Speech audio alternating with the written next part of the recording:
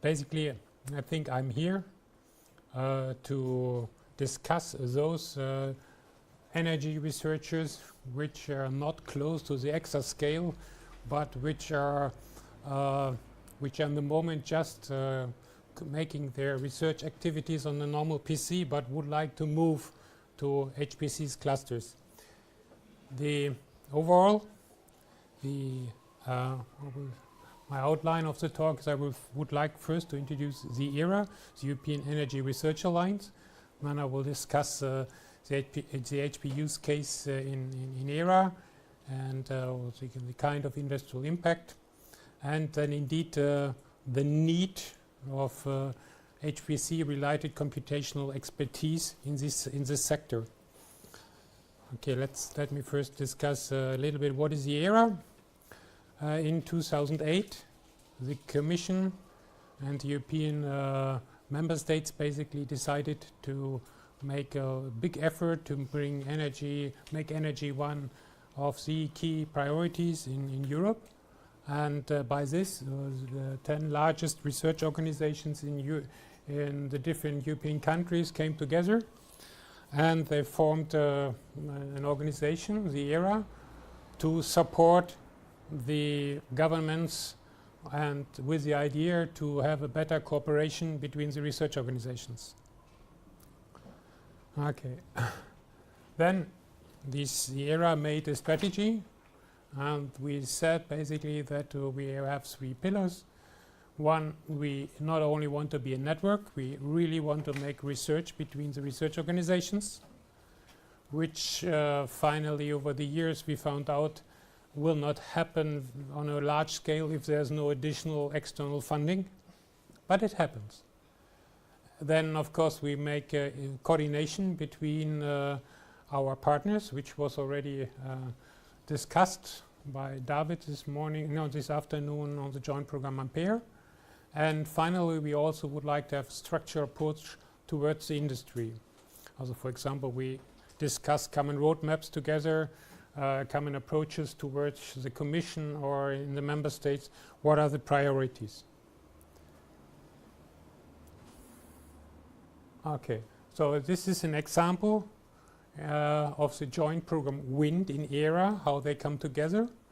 They set up sub-programs. Here you see these different pillars. Then you have the other EU projects which fit somewhere into these pillars. You apply for new proposals and you discuss the applications with the overall consortium. And then maybe you're lucky, you get a large EU project where you can combine all activities in coordination, but also for mobility schemes, international cooperation, or dissemination activities, and you try to fit in national projects into the scheme. So overall, you come to a common approach to solve problems in this area. Well, in the moment, we have many organizations working in EERA. You see here universities, research organizations, other associations, and they formed these so-called joint programs on all kind of areas: wind energy, smart cities, shale gas, PV, ocean energy, nuclear materials, geothermal, fuel cells and hydrogen, energy systems, integrations, energy efficiencies in industrial processes, social impacts of energy research and implementations, CSP, carbon capture and storage, bioenergy, Ampere, which was presented earlier on materials and processes, smart grids, and energy storage.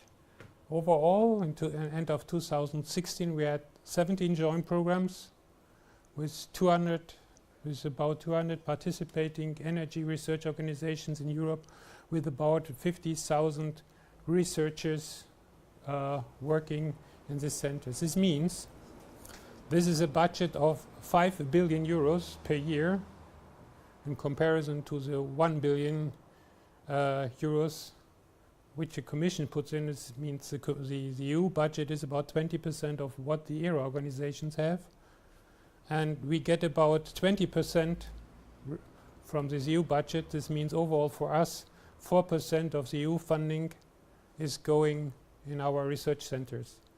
It is only this 20% because the Commission has a strong focus on high TRL, and we are working here mainly on TRL 2 to 5, though when we made an investigation, though all the different participants have an income of about 30% from industry.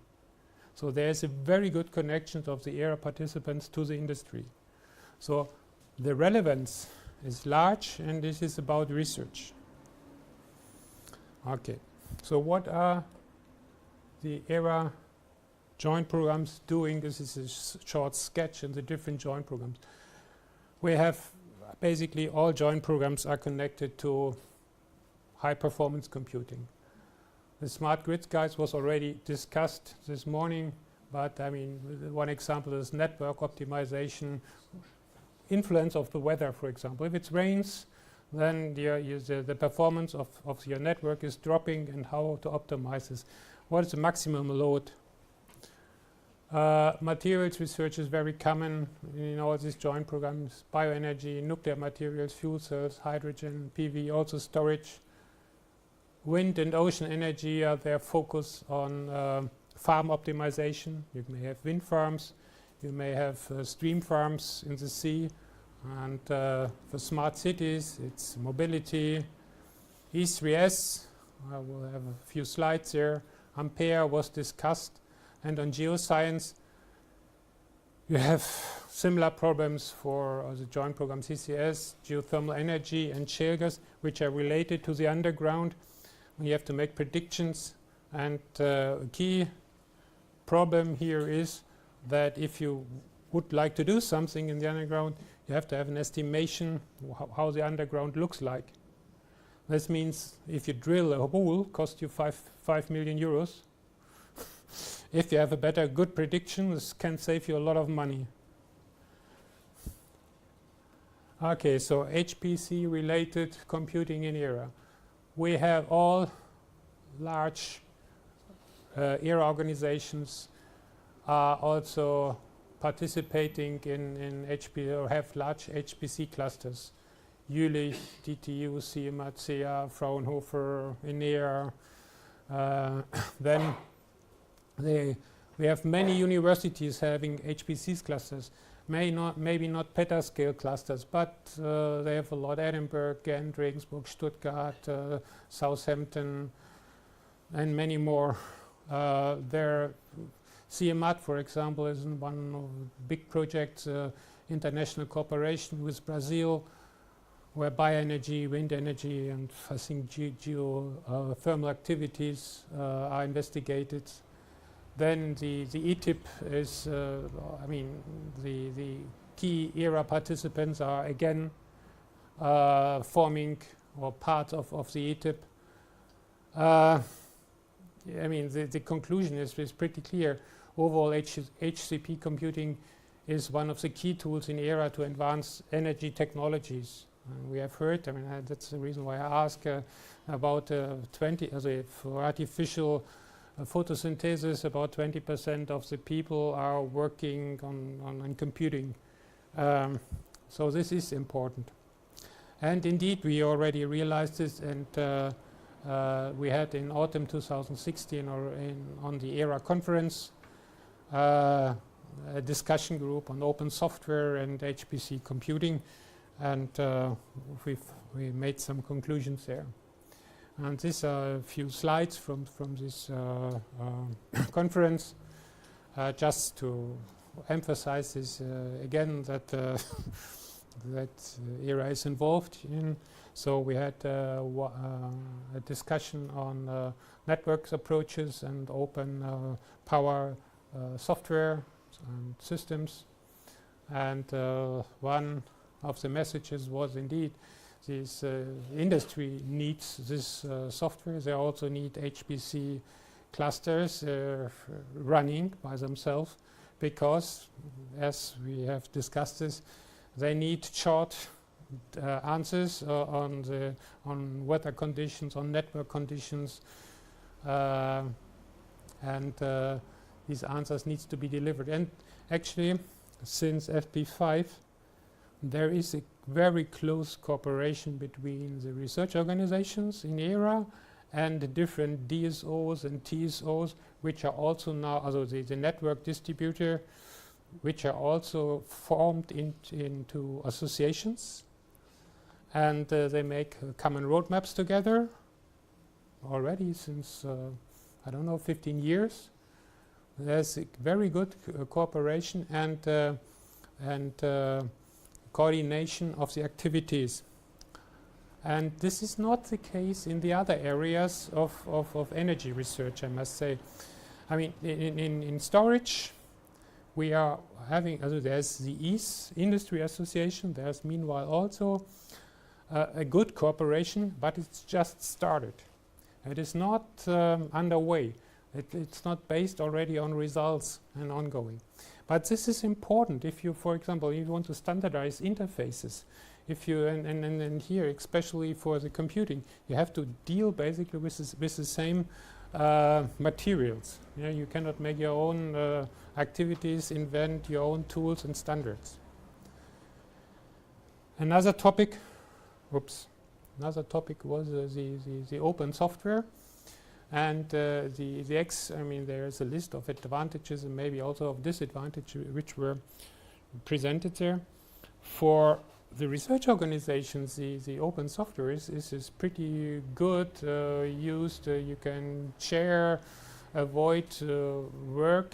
For the industry, this is maybe, they at least hesitate using it, because sometimes the licenses conditions are not that clear, and it might be, if the industry is developing something upon us, the open software, then a few years later they cannot use it anymore. So at least, I mean, open software is not that heavily used in industry. As I said, it depends on this, on the licenses, and this was the conclusions of this workshop.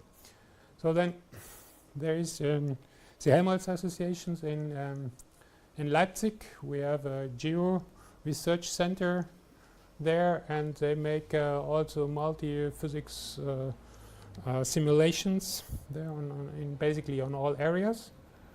And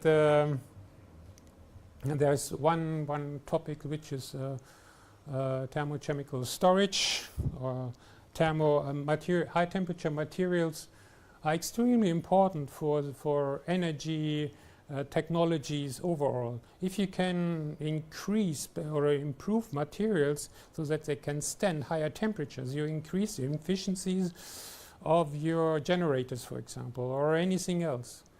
Or, for example, in geothermal, you have hypercritical water. If you could have materials which basically which you can bring into areas of, I don't know, 400 degrees in the underground, like in Iceland, you would really improve your efficiencies. And you don't only have this in Iceland, you also have this, for example, in Italy. In principle, you would be able to generate rather easily about 10 gigawatts of energy in Italy and Iceland, simply by improving this technology. There's another problem with these high temperatures, and therefore you also need computing. It is the connections, the sealings. I mean, if you have pipes, putting them into a very hot area, I mean, how do you seal the connections? With 400 degrees, so you cannot use rubber anymore. So I mean, there's a lot of things you have to try to do, and of course you can improve this by using HPC computing. And geothermal systems, I already discussed this, is if you drill into the underground, you need to be successful. Each borehole is about 5 million euros. if you go down to 4 kilometers, for example, if you want to generate power, you need to drill deep. The costs are high. How to improve this? So this is not only a computing problem. For example, it is you need to have basic data on the underground. Each company, oil drilling company, they have basically to take up a core and to store it somewhere. Okay, the physical parameters of this core is needed in a database to make predictions on future highly likely areas where you may find hot temperatures. Okay, so now in the Netherlands, they changed the laws, and the companies basically have to open up this drill cores so that the people have access to it after a year after drilling, and can bring this data into the database. So it is in Germany, this is not the case. So this means you have only access to at least, most of these drilling cores are from oil industry in Germany. So you have only access to a subsample of information. So therefore, HPC computing is important, but it is also important to have a focus on, for example, legal environments or other things. Okay, so I think I've shown that the ERA participants are able to work with HPC computing. I think even the EOCE group is basically by 100% from ERA. And the question is, I'm in contact with basically all of these joint programs, and there is a need to that, let's say, also normal researchers get access to higher performance computing. They do a lot of their work on PCs, and they are limited most of the time by storage problems, or also because they do not know what is needed, what are the possibilities to have access to high performance computing devices. And it is really, this is my recommendation, that the spreading of information into the ERA community is very much improved. And here's two examples. This is from the joint program Socioeconomic Impacts. So there's United Nations Sustainable Development Agenda. They collected over the last 30 years from 200 countries a lot of indicators, data on a geographical local base. They have 17 targets which are important to be investigated, which are listed here. And for our joint program on socioeconomic impacts, of course, it is important to understand the quantitative narratives. And because this high amount of data for a laptop or a PC is, of course, a kind of a problem. It slows down a lot of things. And here is an example, which is also going back to the grids. We have, in the moment, mainly consumers. In the future, we will have prosumers, meaning people who are also producing energy. And with this, we will have the overall network is intended to get weaker, the connections. And it is important to understand now also the social behavior of the people. For example, if they watch Champions League and there is a break, then normally the power is increased. How can we cover this? If there's additional rain and so on, and then you have cities, you have different geographical areas.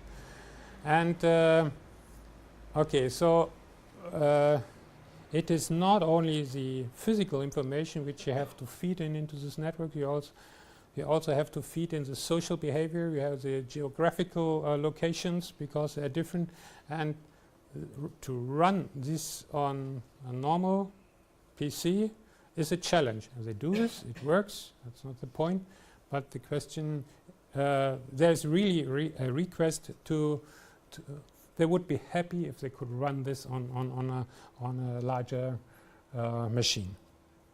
As another example, this is from Ocean Energy, and it is a design tool which were developed for about 6 million euros.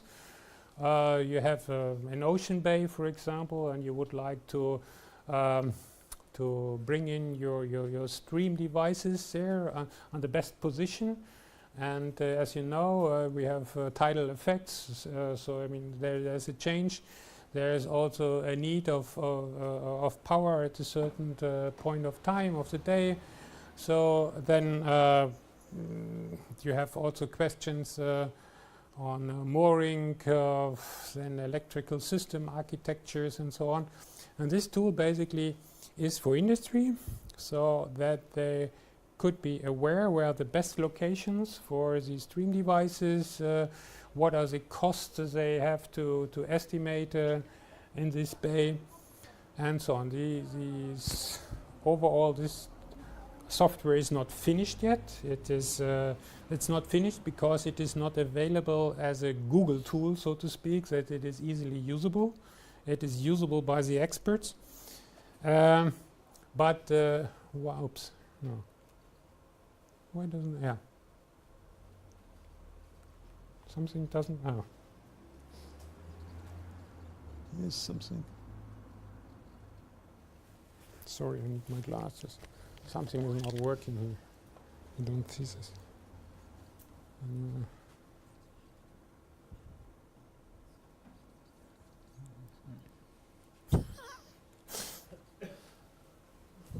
Accidents happened. Okay. The